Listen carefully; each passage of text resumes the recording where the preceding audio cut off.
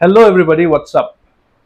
Today I'm going to talk about trading, lottery, speculative ventures, and how you can use astrology as a tool to enhance the results of your trading, of your speculative ventures like lottery, right?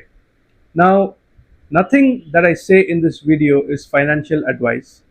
Astrology is a tool to foresee, to look into the future, and to understand the influence of planets on us, and based on that, take better and guided decisions. All right.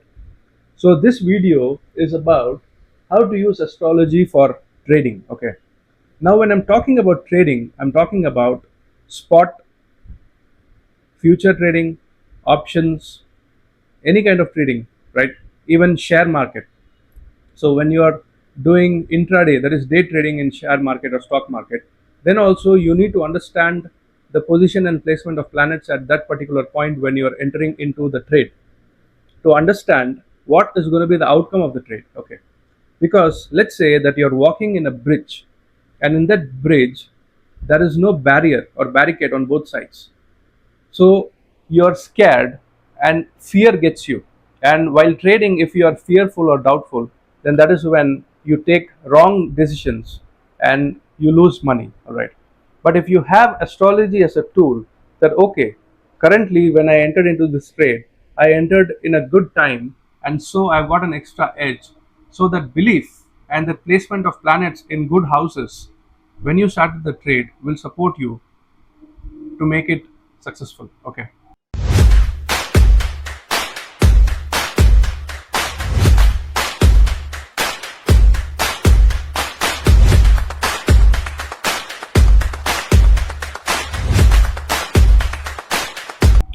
Now, how to go about it is that first of all, you need to create the Prashna chart or the horoscope of the current time when you are getting into any trade. For example, if there is an options contract and you want to get into it, exactly before getting into it, you create the horoscope of that particular time. So you have to enter the date of birth, place of birth, and time of birth as the present place where you are sitting right now, the present time when you have decided or the thought has come for you to enter into the trade. All right. And the location. All right. So Prashna chart means if you want to get answers from the universe about something, you can create the Prashna chart or the current horoscope of that particular time and look at the placement and position of planets in relation to each other, and using that you'll be able to see. Okay, and as we go deeper into this video, you'll be able to understand how to use Prashna chart. Okay, let's say you're going to get into future trading. Okay, you have decided that you're going to do some trade with leverage. So the moment that you decided to enter into the trade, before starting or clicking the sell or buy button, click open Kundli button of your Prashna chart. Okay. Now, when you open the Kundli, you will see that there is a horoscope which has been created, 12 houses and planets placed in different houses, different Rashi. Okay. Now, the first house that comes as the Lagna Kundli or as the primary Kundli, the Prashna Kundli, has the most amount of importance because the first house is going to tell you the experience that you're going to get by entering into the trade for 2 hours, because the lagna changes every 2 hours in a day. Okay, one lagna is 2 hours. The second house is also very important for your Prashna chart because the second house is directly wealth and liquidity. Now, if you have a malefic planetary influence in your second house during the time when you're entering into the trade, let's say you've got a placement of Rahu, Ketu, or Shani in the second house, or aspecting your second house of wealth and liquidity, that means there is some Papa influence or there is some corruption which is coming into it. Okay, so it will delay money or liquidity coming to you. All right, from the trade. Now, the fifth house is also very important because the fifth house is directly the house of luck, lottery, speculation, trading, politics, movies. So, anything where luck and Purva Punya means the Punya that you have done in your past life, because few people are born lucky. They are at the right place at the right time and they get easy opportunities.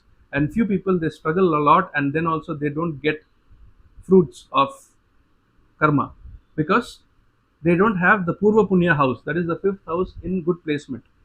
So similarly, for your trade, for that particular Prashna Kundli, the placement of the fifth house, that is whichever planet is placed in the fifth house, aspecting the fifth house, or where the Lord of the fifth house is placed in that particular Prashna Kundli, is also very important. Okay. The next house which is very important is the house which is opposite to the fifth house, which is the 11th house, because 11th house is fulfillment of desires. Anything that you want in life comes to you from your 11th house, because 11th house is gains, 11th house is fulfillment of desires. Okay.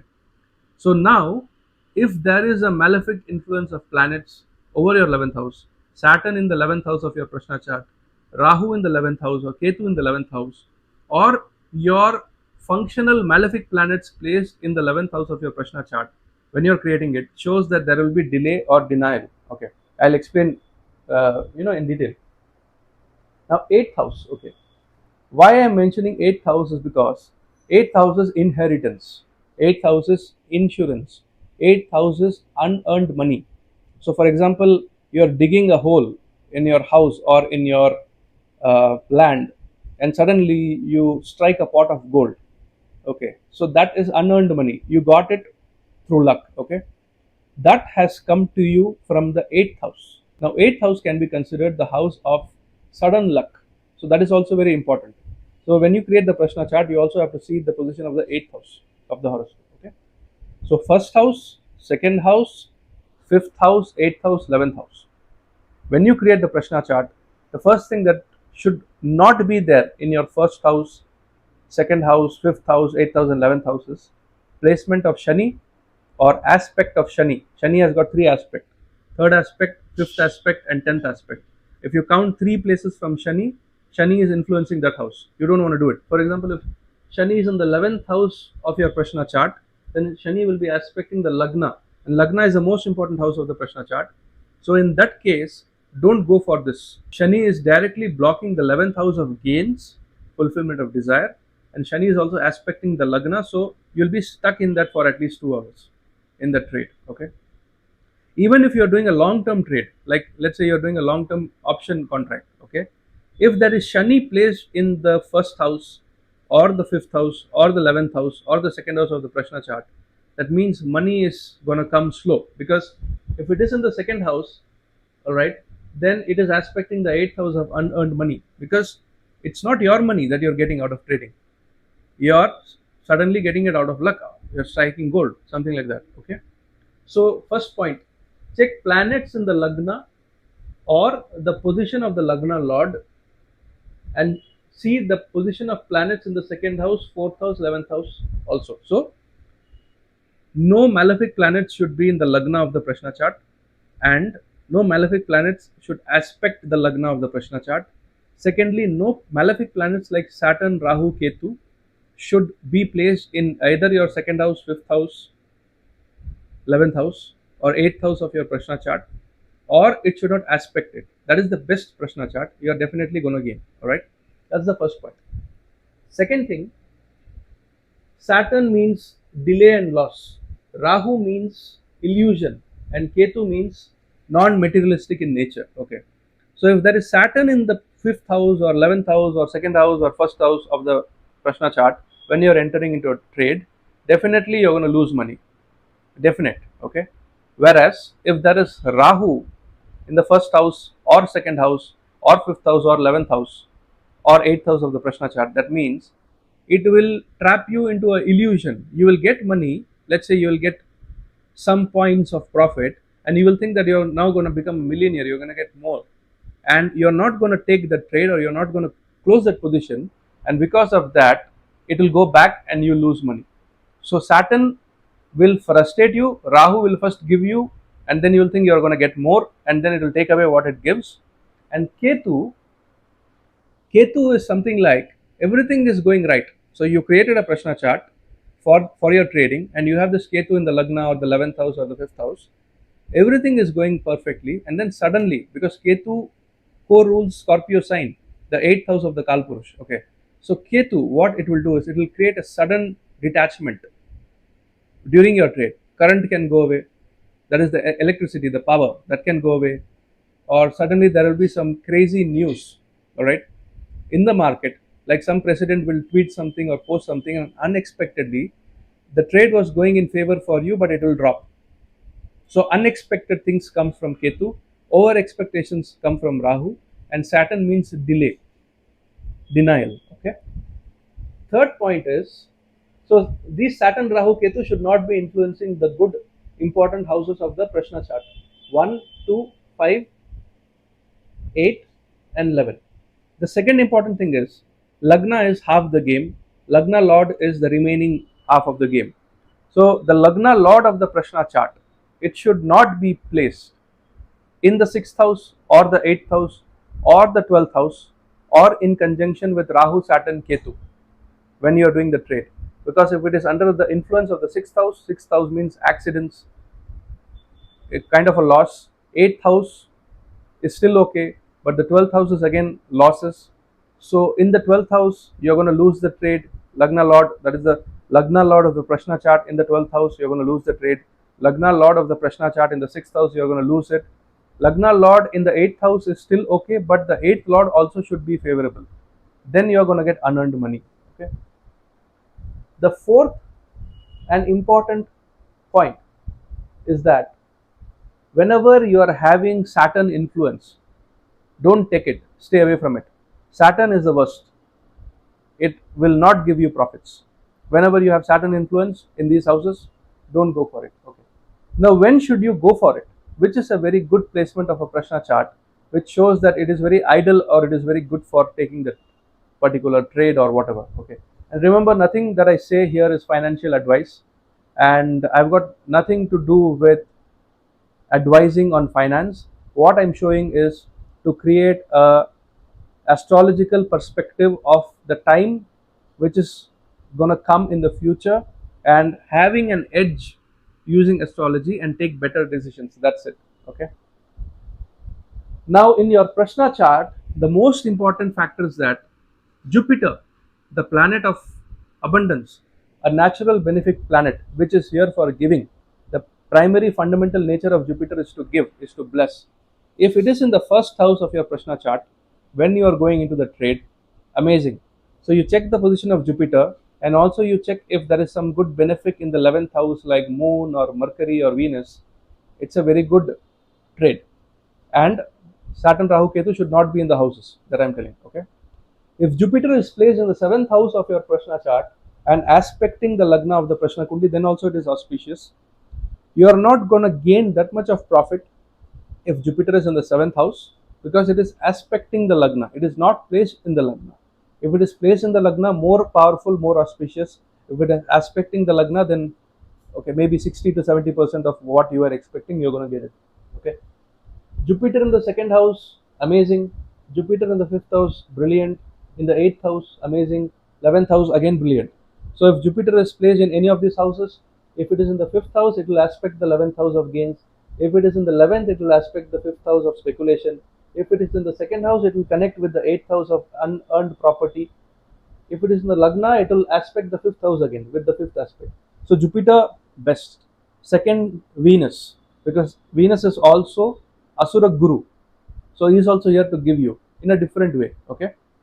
Venus in the 1st house, in the 2nd house, in the 5th house, or in the 8th or the 11th is also a very good placement for the Prashna chart. Okay. The remaining two benefics are Moon and Mercury. They are not as giving as Jupiter or Venus, but placement of either Moon or Mercury in the 1, 2, 5, 8, 11 houses is considered to be auspicious for getting into that particular trade or that thing. Okay. Benefics should be in the Lagna. Okay. Now there are two kind of benefics. One is a natural benefic and another is a functional benefic. Okay. Natural benefic is Jupiter, Venus, Mercury and Moon. Functional benefic means that particular planet which is benefic for you irrespective of whichever Lagna you are born. Okay. Now Saturn can be your functional benefic, but even if it is your functional benefic, then also if Saturn is placed in the 1, 2, 5 8, 11 axis of your Prashna Kundli, don't take the trade. It's not going to give you anything. Okay. One of the last few points is that Lagna Lord of the Prashna chart should be placed in good houses and not be in conjunction with Shani. Okay. And the most important thing is, when you are creating the Prashna chart, if there is an empty first house of the Prashna chart, that is, there is no planet in the first house of the Prashna chart, then also if Jupiter is placed in the fifth house or the ninth house, then it is aspecting the Lagna and hence it is auspicious. Okay. Now there are three cursed Rashis or Lagnas. When you create the Prashna chart, if you get that energy, avoid the trade, even if Jupiter is there in that particular Rashi, then also. Virgo, Scorpio, and Aquarius. Virgo, debts, diseases. Scorpio, you will lose the trade because of your own mistake, because Scorpio is the house of Nija dosha. It is ruling 8,000 Kalpurush.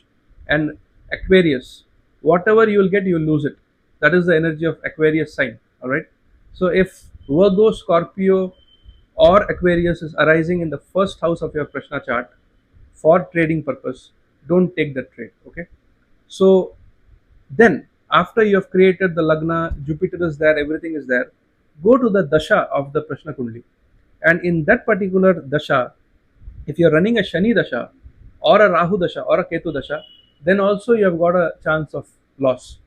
So like at the time of your birth, you create your horoscope and then you get your Mahadasha, right? That you are going through Shani Mahadasha, Venus Antardasha, Ketu Pratyantar Dasha, Mars Sukshma Dasha, and Jupiter Prandasha. So there are 5 layers. Okay.